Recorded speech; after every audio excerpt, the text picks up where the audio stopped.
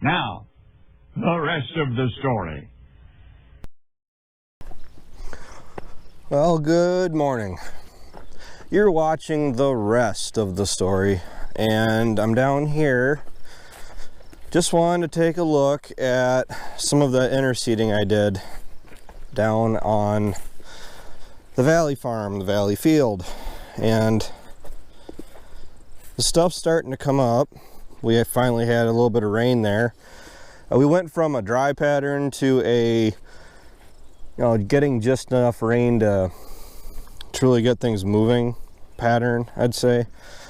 And you can just see the stuff is coming up out of the ground. This is what the field looks like. I mean, it doesn't look too bad. We went through with that coon drill about, what is today? Today's Tuesday, so, 2 weeks ago. I think 2 weeks ago would be about right. So this is what I was really dealing with. You get these, these bare spots you see right here was essentially a lot of the clover, and not really gonna run down clover as far as feed quality goes, but I'm kind of a quantity over quality type of guy, at least for first cut. And the problem is the clover would do all right for the first cut. If you go back, I know you won't, but if you go back last year, I think it was my video called like a roller coaster or something like that. You can see the footage of me cutting this field in particular, and the stuff was as high as the top of the curtain on the Moco. So this stuff actually, it cutted thick. It went through and I cut it. It was thick, but it also got rained on for 5 days. But the problem is then that's about the best it performed all year. I went through and I cut it again. What was it? The first week of July. I think it was the day after 4th of July. That'd be July 5th. Got rained on again, and it only made like 20 bales. And then that's when I came through with the 46. I finally got the sprayer ready, set up and everything. And I went through and I put fertilizer down on everything. And I didn't make it until September again. But then we had the issues with the fires way out west, which was making it cloudy, which didn't allow the sun to actually get down to the ground and actually dry the hay out. So we had issues with the hay drying. And I think that ended up only yielding about 80 bales. So let me show you here. I talked to a forage expert for about 45 minutes trying to decide what to really do with this. And from what I told him, pretty much what I just told you guys, he recommended, instead of going through and eliminating the whole field, because the grasses that are here I'm okay with. I want this. I want the grass. I don't want the clover. So his recommendation was, because we had access to that no-till drill, he recommended going through with that grass mix that I selected, which it's Grass Master. I still didn't look at see what the actual mix was. I know I did add Reed Canary and a little bit of Timothy just as kind of a supplement, because honestly Reed Canary is where your tonnage is really at, what I've come to find down here. But you can see this is the seed trench, and you can see all of the new grass that's coming up. The tip of my finger here, this is part of it.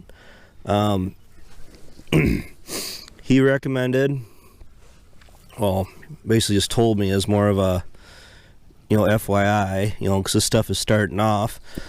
First cut for this is going to be July, unless we get to like the last, it would have to be the last week of June, and all the rest of our hay is made. I mean, that's pretty much how stubborn I plan on being about this down here this year. I mean, I'm the one that decided to make this down here last year like I did, but hindsight's 20/20, and I made a mistake. So The stuff that is seeded down, it isn't really going to perform a whole lot, is what he was telling me. But he said, once I get it seeded, go through, once I make my first cut, this will be the last field that I actually make. So, you know, like the bottom and the pasture and the neighbor's place, and then this field will be cut. And he said, I'll really start seeing the regrowth with my second grow, or with my regrowth with the second cut. That's when it'll really start to shine. I'm on a time crunch right now, otherwise I'd walk you down to the other end of the field, because when you get down over the hill, it thins up, and you know, it gets more hilly.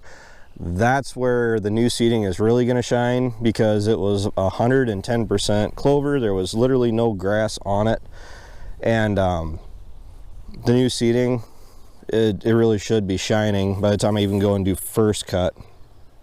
And I think going through, hiring Andrew to come down and spray off the clover was the right move, because I had to wait. What did he make me wait? 2 weeks? And I'm glad I decided to do it. I was kind of going back and forth as to whether or not it was the right move or not. You can see the bare spots through here. I mean, you get the stuff that it's really taking off. So worth it. Yeah, the disc blades, the opener discs, you can see might not be as heavy down where you had that residue in the way, but I mean, the grass seed is coming up. And then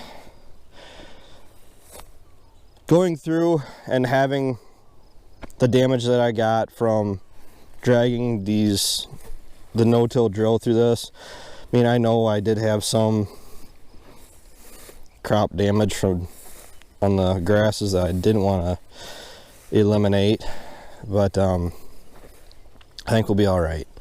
It's looking like it's going to be all right. And something just bit me. That's the thing, when it gets nice down here, you're right close to the river. Seems like whenever you're down here, something always bites you.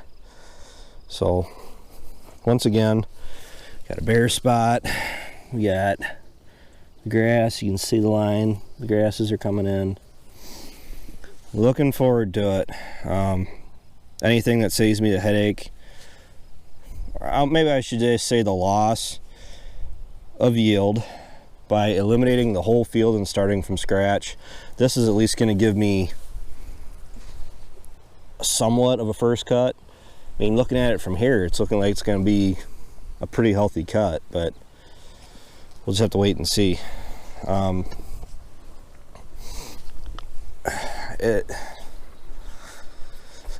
been down here a little bit more often than maybe makes sense to be, but I've been watching it pretty close because of the money that was tied up into it. I mean, it's just grass, right?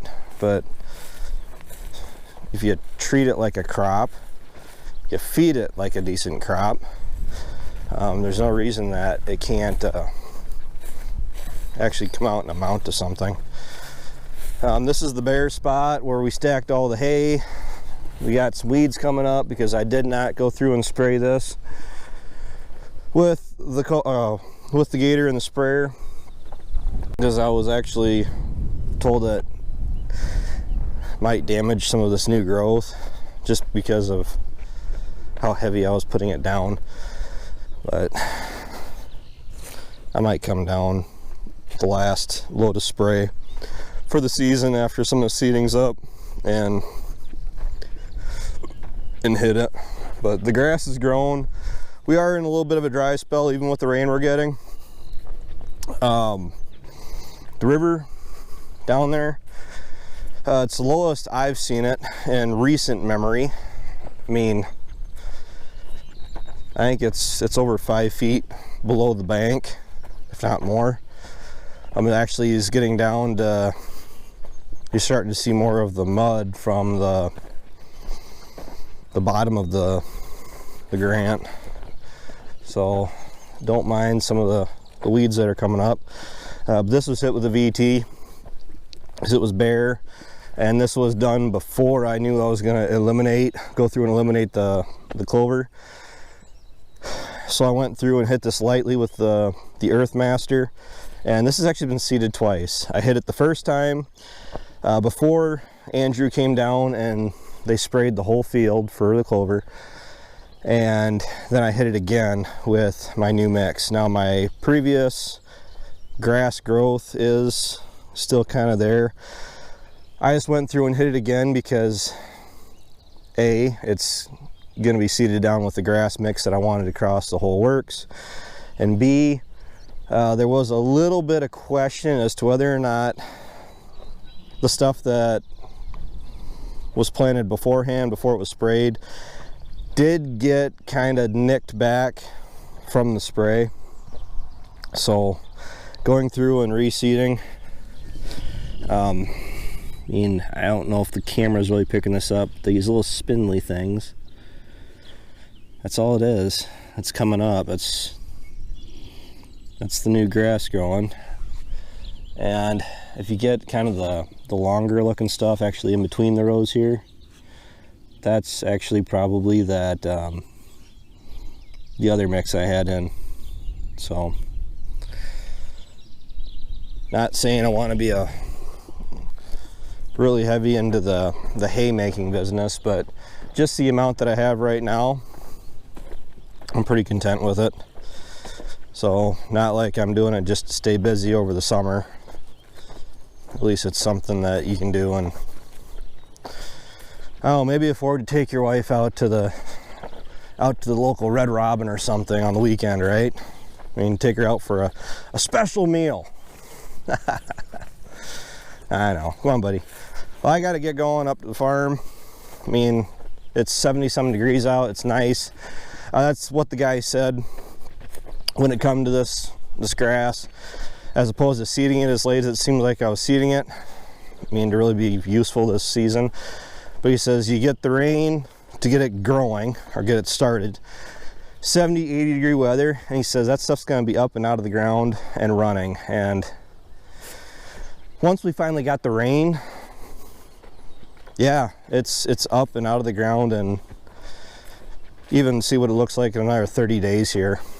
And I'm not too heartbroken about this area through here, because this is where we generally have high traffic, and it's usually where I end up stacking hay. I've seeded this down through here twice now. I'd rather seed it down and get something made off of it, as opposed to just leaving it as bare dirt. It's just kind of ridiculous, if you ask me. So I don't know, it's turned out to be kind of nice. Once again, I'm wearing a sweatshirt, not because I'm cold. I'm as red as a lobster right now. The hauling cattle yesterday, 85 degrees out, clear, it cooked me. So I guess I got my farmer's tan starting really good now. So with that, any more questions on the hay, let me know. I mean, I really need to go get all of our haying equipment out. I'm still working on the round baler, but the mower, the rake, the tedder, they all need a little bit of this or that. I mean, nothing major, but it still needs to be done before we really get into heavily using them. So thanks for watching, thanks for tuning in. Take care, take it easy, keep in touch. I'll talk to you later.